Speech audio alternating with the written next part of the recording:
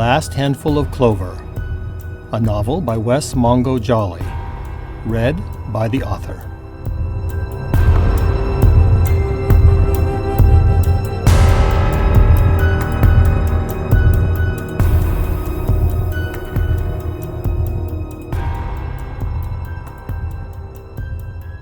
Chapter 40.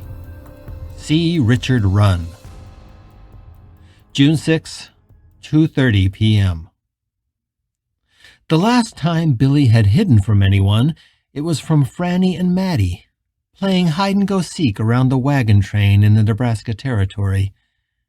He was surprised how quickly stealth came back after more than a century and a half. He had found a tree, perhaps 20 yards away from where the new ghost lay on the blanket with the boy and the girl. It was close enough to peek and watch, but he was careful to never emerge far from the shadows. Billy knew he had to be cautious. This new ghost, whoever he was, had to be in a state of confusion and perhaps even shock. He had seen it all before. Typically, there was always a small fraction of the newly dead that came to accept their state pretty quickly. The idea that you're dead was hard to ignore when you suddenly found yourself locked away from everything and everyone you cared about, in a world where you could do nothing but observe. So in one sense, it was an obvious conclusion to come to. But unfortunately, most of the newly dead could not endure that revelation with their minds intact, and had never encountered a newly minted ghost that could actually see other ghosts around him. He had no idea whether gaining the first gift so early would help this man or simply drive him more quickly into madness. The mad ghosts saddened him. They were lost in the labyrinth of their own minds and could do little more than wander the hereafter, terrified and confused for eternity. The Salt Lake Valley was littered with these broken souls who were little more than shells, their own minds locked in some deep prison of despair.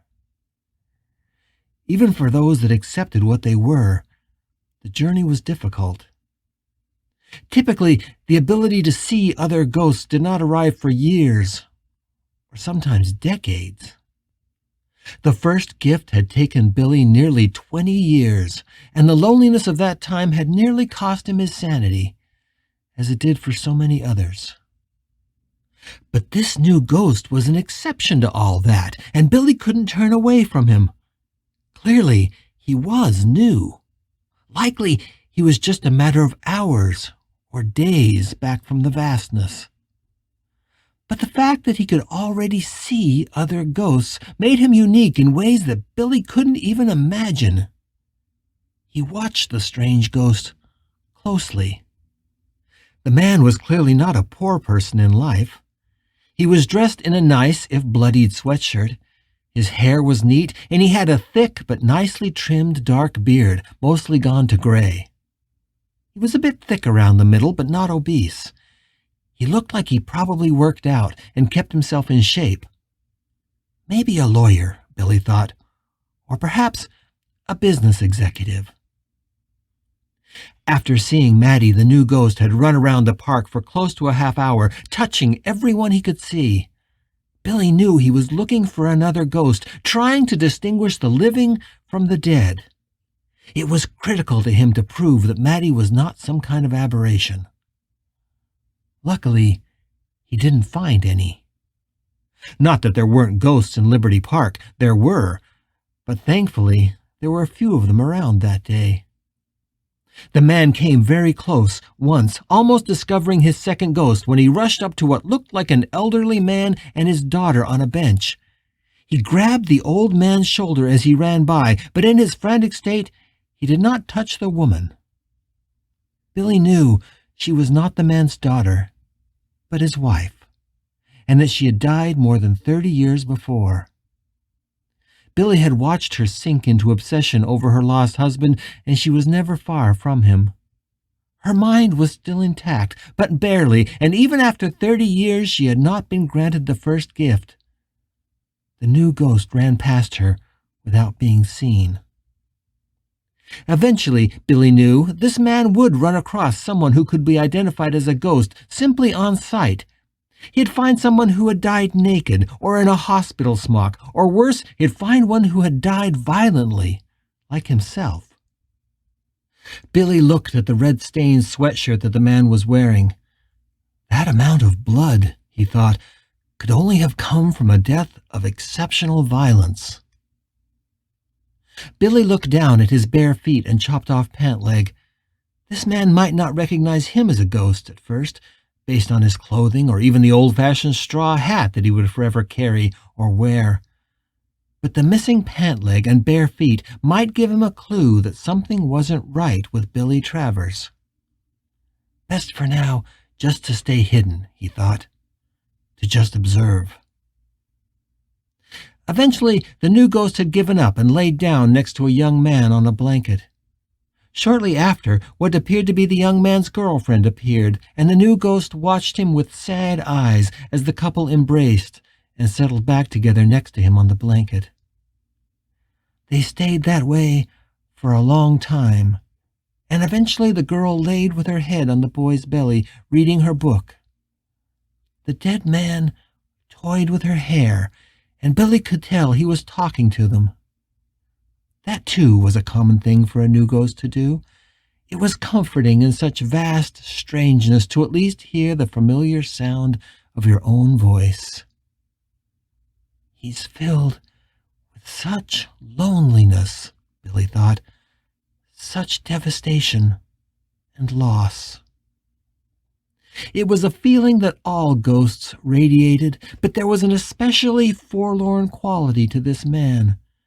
Billy could see his sadness in his blank, longing gaze and the way he laid with his cheek on the boy's back. He could hear it in the soft buzz of his voice and the almost feminine way he tried to twirl the frozen locks of the girl's hair. Watching made Billy's heart feel heavy. He was touched by the tableau and the desperate loss he sensed in this man. And yet, despite the sadness and loneliness, Billy couldn't help but feel a tiny thrill, a sense of wonder at the ghost's very existence. Why didn't I sense this ghost's return? I've always been able to sense when the new ones arrive, perhaps once or twice a week, but this one I had missed. The sun was descending, and the park was emptier now. All at once, the boy and the girl were on their feet, and the man was sitting up, staring at them. Then, without warning, the new ghost began to shout. His voice carried across the park, loud enough for Billy to hear. "Kimball? Your last name is Kimball?" the man yelled. Billy stepped from behind the tree. He saw the young woman pull their blanket up from the ground so quickly that it dumped the new ghost into the grass like a sack of laundry. Stunned, the man was up on his knees, his voice even louder now. "Your last name is Kimball?" the man screamed. As the two young people broke into a run through the grass, the man climbed to his feet, his knees clearly weak. He just stared after the departing couple. Billy decided that it was time to reveal himself. He didn't know if it was the right decision, and he was moved to do it more to satisfy his own curiosity than anything. He left the tree and began walking across the lawn toward the new ghost. Not too fast, he thought. I don't want to spook him. And he laughed at his own weak joke. He was halfway across the lawn when he heard the man cry out in anguish. It was a long, low, deep moan, and it was sorrowful enough to freeze Billy in his tracks.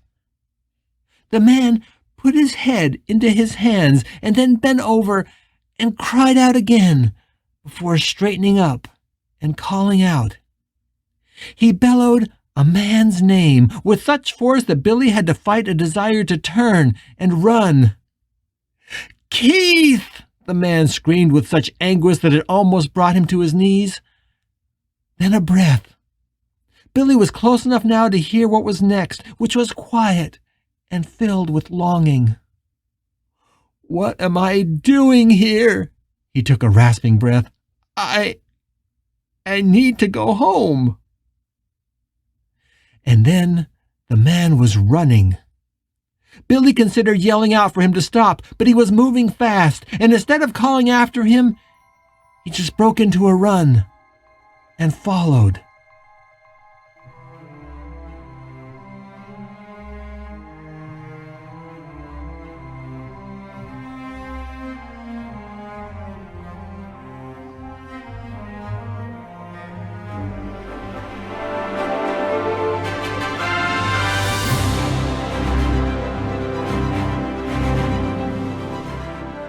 You're listening to The Last Handful of Clover, a novel by Wess Mongo Jolley. If you're enjoying this audiobook, please consider supporting the author on Patreon. That's patreon.com/Wess Mongo Jolley. And for more information, check out the author's website at wessmongojolley.com. That's WESSMONGOJOLLEY.com.